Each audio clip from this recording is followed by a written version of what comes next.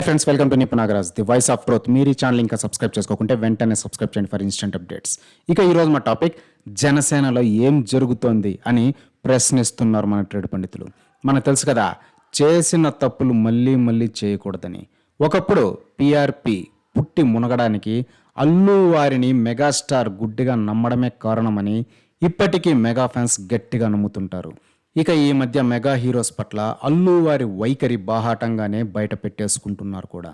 పవన్ కళ్యాణ్కి భజన చేస్తూ ఎదిగిన ఐకాన్ బాబు ఒక సందర్భంలో ఫ్యాన్స్ పవర్ స్టార్ అని అనమంటే చెప్పను బ్రదర్ అని యాటిట్యూడ్ చూపి తన రియల్ కలర్స్ చూపించాడు.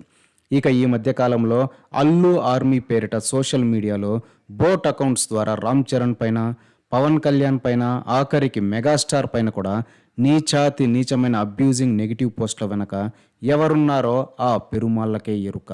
మొన్న కూడా చూశాం కదా, అల్లు మాయ బాహాటంగానే స్టేజ్ మీద Ram Charan game changer box office రిజల్ట్ని మాక్ చేసి వికటాట్టహాసం పొందాడు. అంతేకాకుండా తానేదో రామ్ చరణ్కి లైఫ్ ఇచ్చినట్టు జనాన్ని బ్లఫ్ చేయాలని చూశాడు. చిరుత సినిమా యావరేజ్గా ఆడిందని, అందుకే తన మేనల్లుడికి ఎట్టాగైనా హిట్ ఇవ్వడానికి ఖర్చుకు వెనకాడకుండా మగధీర తీసా అని కామెడీ చేశాడు. నిజానికి మగధీర ఎలా మెటీరియలైజ్ అయిందో, మధ్యలో అల్లుమాయ ఎలా దూరాడో అందరికీ తెలిసిన విషయమే.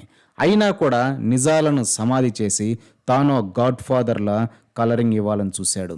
ఇక అన్నిటికీ మించి గత ఎలక్షన్స్ టైంలో ఏం జరిగిందో అందరం చూసాం. ఎలక్షన్ క్యాంపెయిన్కి ఆఖరి రోజున జనసేనాని పవన్ కళ్యాణ్ కోసం రామ్ చరణ్ పిఠాపురం వెళ్తున్నాడనే విషయం బయటకు రాగానే ఆగా మేఘాల మీద ఎవరూ పిలవకపోయినా కూడా ఏదో పెద్ద ప్రాణ స్నేహితుడు అన్నట్టు ఆ సాకుతో నంద్యాల వెళ్ళి వైసీపీ క్యాండిడేట్కి బాహాటంగా ప్రచారం చేసి తన మద్దతు జనసేనకు కాదు వైఎస్ఆర్సీపీకే అని చాలా తెలివిగా జనంలో ప్రొజెక్ట్ చేశాడు. ఆ విధంగా జన సైనికుల మోరల్స్ని దెబ్బతీయాలని చూశాడు ఐకాన్ బాబు. ఆ ఎలక్షన్స్కి టీడీపీతో కలిసి జన సైనికులు బ్లడ్ పెట్టి పనిచేసిన సంగతి తెలిసిందే.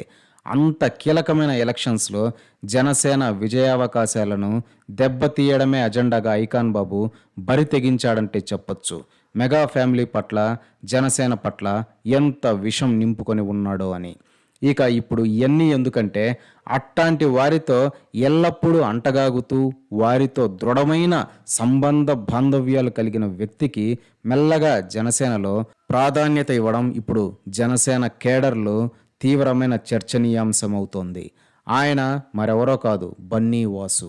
ఐకాన్ బాబుతో ఏళ్ల తరబడి ఫ్రెండ్షిప్ కారణంగా అల్లు మాయతో సమానంగా గీతా ఆర్ట్స్ 2 బ్యానర్కి ఎగ్జిక్యూటివ్ ప్రొడ్యూసర్గా మారాడంటే చెప్పచ్చు. ఆ బంధం ఎంతటి దృఢమైందో. అట్టాంటి అల్లు కాంపౌండ్ వ్యక్తికి జనసేనలోకి ప్రవేశం ఇవ్వడం అంటే ఇంకేం చెప్పాలి. నిజానికి ఈ ఎలక్షన్స్లోనే జనసేన నుంచి ఎమ్మెల్యే టికెట్ ఆశించాడు. కానీ ఎందుకో కారణాలు తెలియవు, కానీ కుదరలేదు. ఇప్పుడు మెల్లగా జనసేనలో క్రియాశీలకంగా మారబోతున్నాడు.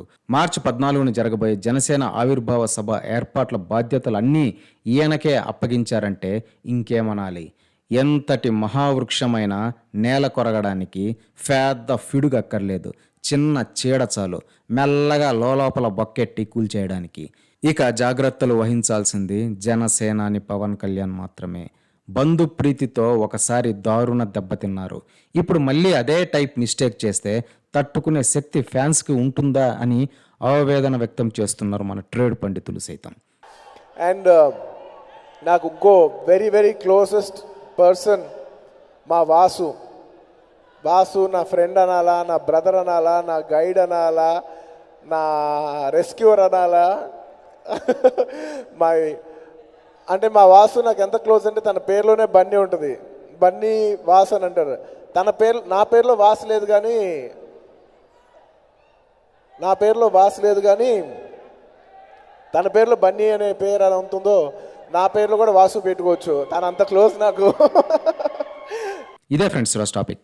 ఇలాంటి లేటెస్ట్ అండ్ ఇంట్రెస్టింగ్ టాపిక్స్ కోసం please subscribe to Nipun Nagaraj, the voice of truth, and please like, share and comment this video with your valuable opinions. See you again.